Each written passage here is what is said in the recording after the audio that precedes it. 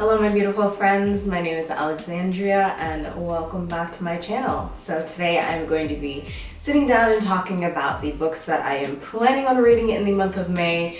Now if you know anything about me, you know that I'm definitely a mood reader, and so these are just the books that I am hoping to get to in May. If I don't get to them, it's not the end of the world. So I'm really excited about the books that I have planned for this month because it is Asian American and Pacific Islander Heritage Month. So I am mainly going to be focusing all of my reading on Asian authors for this month, and I am so excited because there are so many books by Asian authors that I have had on my TBR for so long, and I am so stoked to finally get to them. I am also kind of loosely going to be participating in the Asian readathon, so if you would like to see all of the books that I have on my radar for those things, then just keep on watching.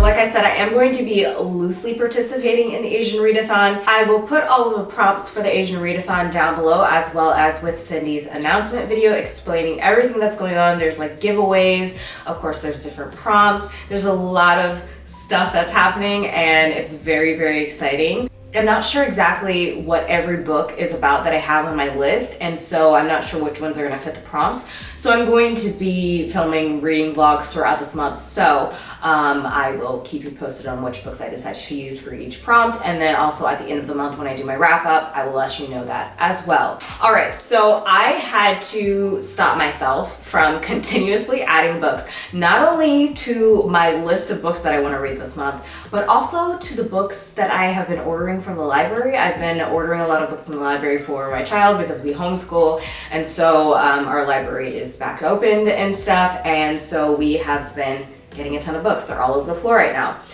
But I've also been getting some books for myself. So I actually have some physical books to show you that I have on my radar for this month. And by on my radar, I mean like I'm not set in stone that I'm going to be finishing these books.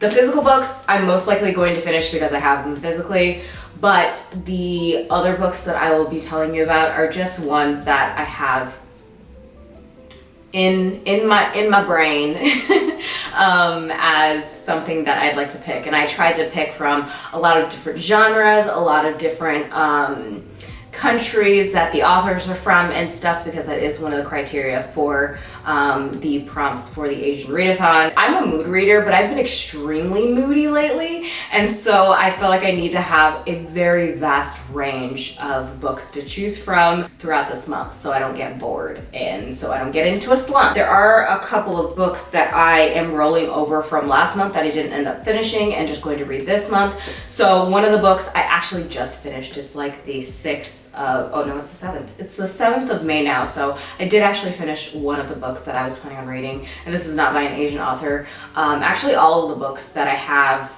rolled over from last month are not by Asian authors. So I have Golden Sun by Pierce Brown. This is the second book in the Red Rising trilogy. It's fucking amazing. I am shook. My brain is like still rattled from what happened in that book. I love the series. It's like becoming one of my top favorite series of all time. And then I have Stone Sky that I didn't finish last month. I'm about halfway through that, so I'm hoping that I'll be able to finish that sometime this month. I also have it on audiobook as well, so I can kind of switch back and forth with whatever I feel like doing. I'm trying to get this thing out of my head that thinks that audiobooks are not a sufficient way to read books, because it definitely is, and I would be able to get a lot more reading done if I listen to more audiobooks, because a lot of times I'm working and that would be the perfect time for me to listen to audiobooks, but instead I watch The L Word, which is trash. The Stone Sky is the third book, the third and final book in the Broken Earth trilogy. I think the reason why it's taking me some time to get through it is because one, I don't want it to end, and two, it is a little bit slower paced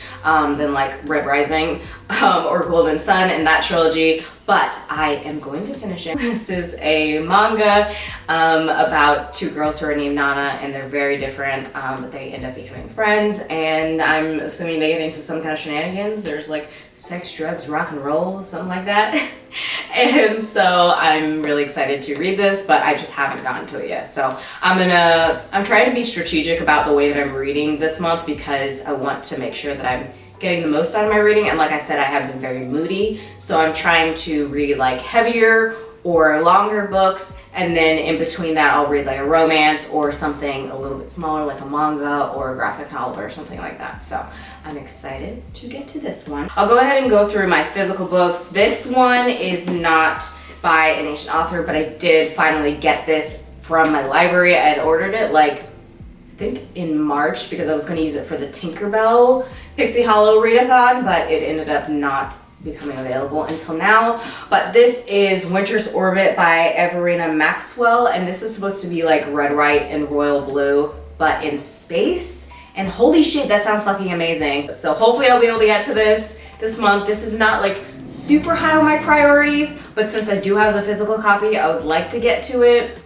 We'll see what happens. I'll keep y'all posted. So for this one's pretty exciting because I actually watched the movie a while ago, and I did pick up the movie as well from the library, so I'm probably gonna have to read this coming up here soon-ish. But this is Never Let Me Go by Kazuo Ishiguro. I'm so sorry if all the pronunciations in this video are completely incorrect because I really struggle with pronouncing things correctly. I do want to read the other book by this author, so I was kind of debating with whether I wanted to start with this or if I wanted to read the other one. I'm kind of wishing that I had picked up the other one because I keep hearing people talking about it and I'm like, shit, I should have got that one. Let me just read the back. I'm gonna start doing that instead of trying to remember exactly what the books are about because I'm not going to remember what the books are about. As children, Kathy, Ruth, and Tommy were students at Hailsham, an exclusive boarding school secluded in the English countryside. It was a place of mercurial cliques and mysterious rules, and teachers were constantly reminding their charges of how special they were. Now, years later, Kathy is a young woman. Ruth and Tommy have re-entered her life,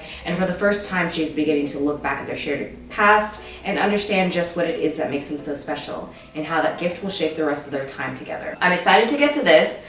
It's not too long of a read. Yeah, this will be a pretty quick read, but I've heard that this is really great. The next book that I have is a romance book. I have been getting more into romance recently, and it has been a wild ride. It's been very enjoyable, but so far I have not found a romance that has been up to the same standard of Talia Hibbert. So I'm searching, I am looking, I am hoping for something that will be up to that same level, if not surpass it.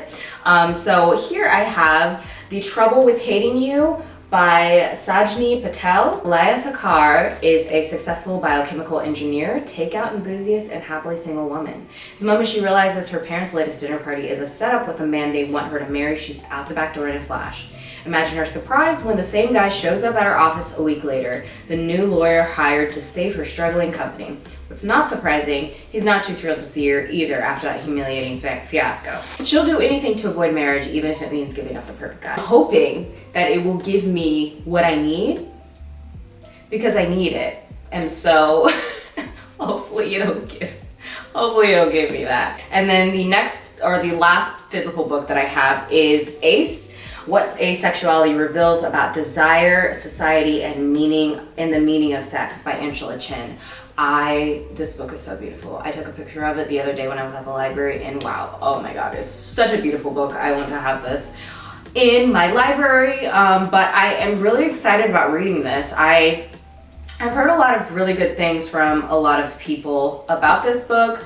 There are some people that I follow on BookTube who are currently reading this book, so I'm excited to hear their thoughts about it. But I did hear Ashley from Bookish Realm talking about this book more recently, and they were just saying how impactful it was. Realization of like their own sexuality and stuff, and I'm always down for that. That's been something that I have been more aware of, and like learning more languaging around and being able to express more clearly for myself, and being very in tune with like the way that I feel and the way that I want to show up in the world and stuff. And so yeah, being able to deepen into that experience is just always something that I'm here for. So I'm excited to read this. I think I did order this on audiobook as well from the library because I tend to read nonfiction books a little bit more easily through audiobooks, so we'll see how that goes, but I will attempt to read the physical copy as well since I have it. Most of my books I do read from my library, not only physical books but also through ebook. I have The God of Small Things by Arundhati Roy. So here's the description of The God of Small Things. The year is 1969 in the state of Kerala. On the southernmost tip of India, a sky blue Plymouth with chrome tail fins is stranded on the highway amid a Marxist workers' demonstration. Inside the car sit two egg twins, Rahel and Estapen, and so begins their tale. Armed only with the invincible innocence of children, they fashion a childhood for themselves in the shade of the wreck that is their family. Their lonely, lovely mother, Amu, who loves by night the man her children love by day. Their blind grandmother, Mamachi, who plays Handel on her violin. Their beloved uncle, Chaco, Rhodes Scholar, pickle baron, radical Marxist, bottom pincher. Their enemy, baby Kochama, ex-nun and incumbent grandaunt. And the ghost of an imperial etymologist moth with unusually dense dorsal tufts. So I'm very interested to read it. I've heard a lot of really good things, so I'm excited about that one. So the next book that I have is Girls of Paper and Fire by Natasha Nya. Each year, 8 beautiful girls are chosen as paper girls to serve the king. It's the highest honor they could hope for and the most demeaning. This year there's a 9th, and instead of paper, she's made of fire. In this richly developed fantasy, Lei is a member of the paper caste, the lowest and most persecuted class of people in Ekara. She lives in a remote village with her father where the decade-old trauma of watching her mother snatched by royal guards for an unknown fate still haunts her. Now the guards are back, and this time it's Lei they're after, the girl with the golden eyes whose rumored beauty has piqued the king's interest. Over weeks of training in the opulent but oppressive palace, Lei and 8 other girls learns the skills and charm that befit a king's consort. There she does the unthinkable. She falls in love. Her forbidden romance becomes enmeshed with an explosive plot that threatens her world's entire way of life. Lei, still wide-eyed, country girl at heart, must decide how far she's willing to go for justice and revenge. Oh my god, that sounds so good. That sounds like all of the things I could ever possibly want in a book. And the fact that it's queer is just the icing on the cake. So I'm so excited to read that. And then I have been wanting to read some books by Haruki Murakami for a while.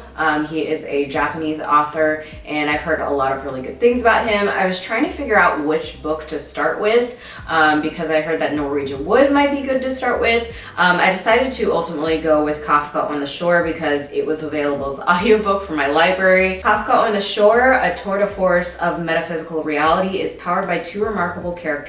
A teenage boy, Kafka Tamura, who runs away from home either to escape a gruesome Oedipal prophecy or to search for his long missing mother and sister, and an aging simpleton called Nakata, who never recovered from the wartime affliction and now is drawn toward Kafka for reasons that, like the most basic activities of daily life, he cannot fathom.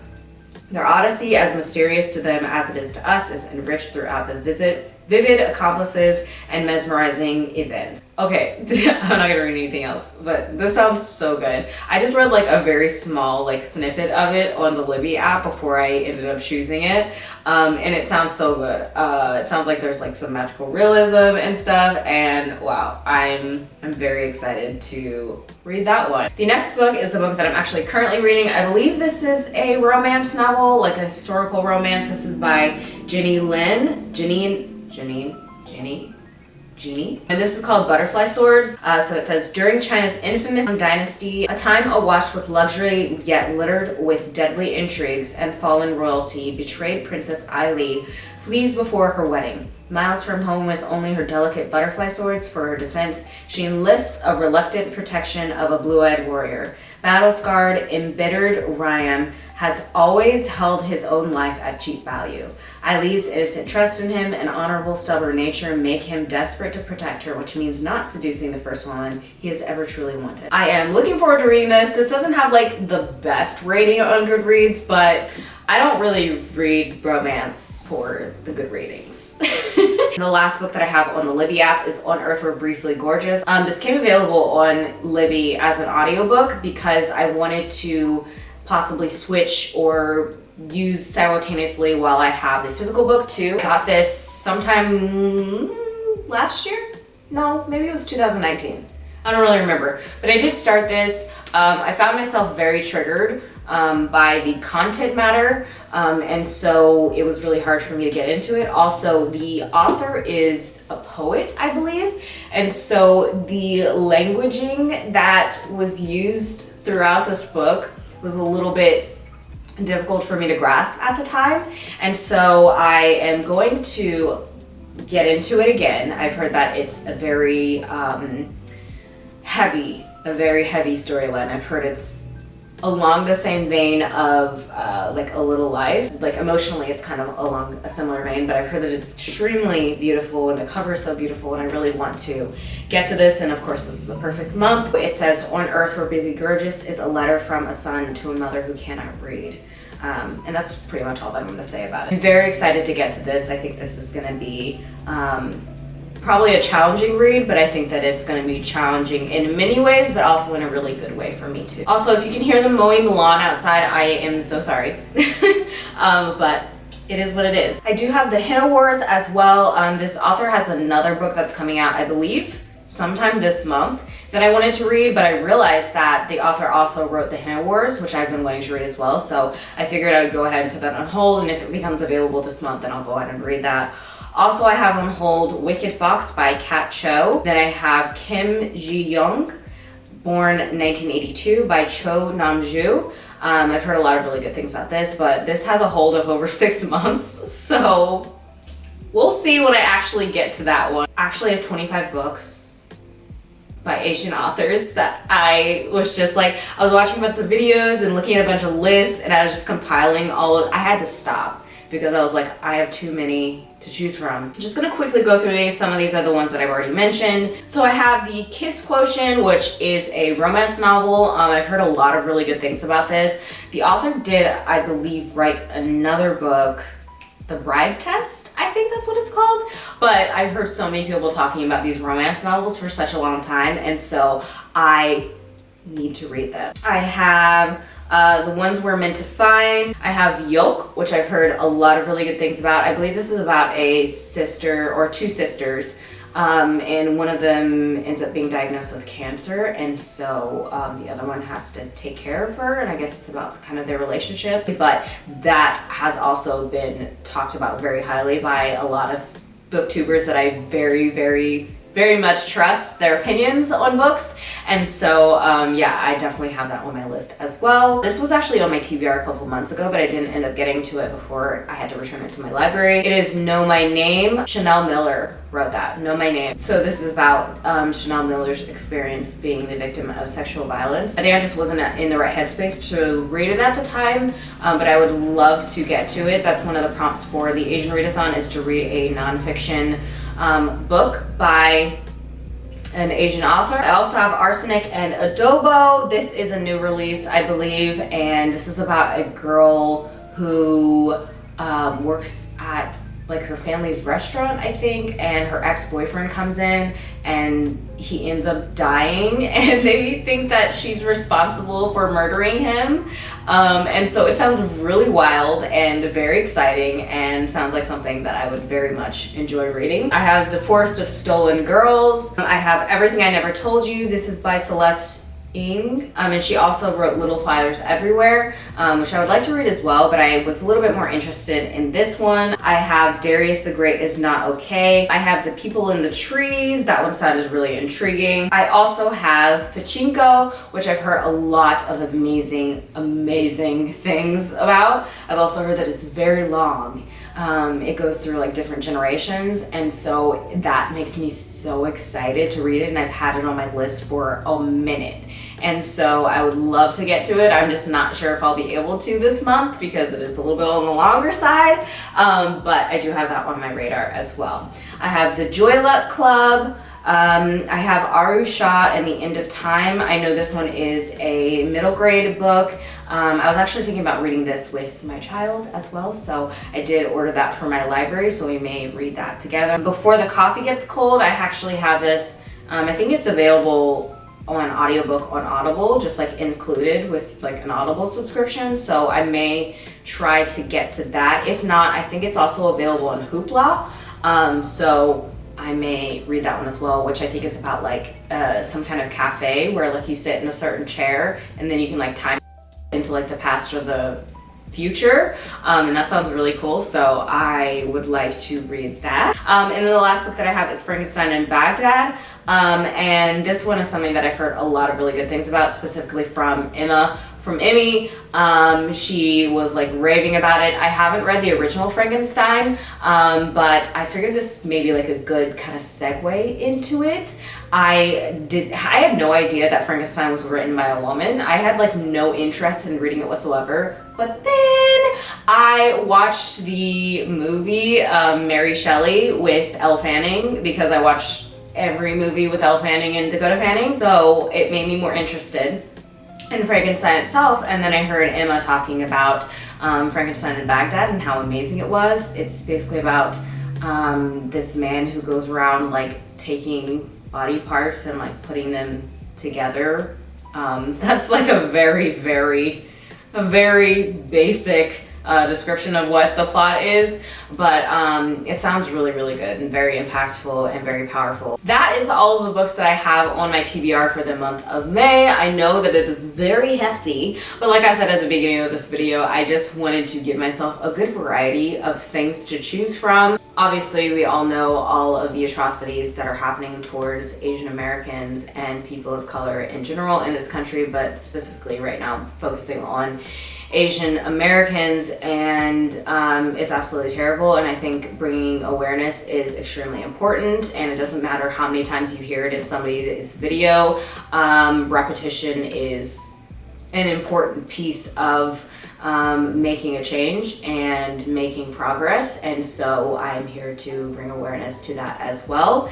And I will leave some resources down below in order to be able to donate. And if you can't donate, if you aren't able to do that, just having the awareness and being able to share things I think is super important. So yes, I will go ahead and go, but I hope you all are doing well. Let me know down below what books you are excited about reading for this upcoming month, or if you're participating in the Asian Readathon, also let me know. I hope you're doing well, I hope you're staying safe, and I hope you're finding joy in whatever way it is that you can. I will see y'all in my next video. Love you. Bye.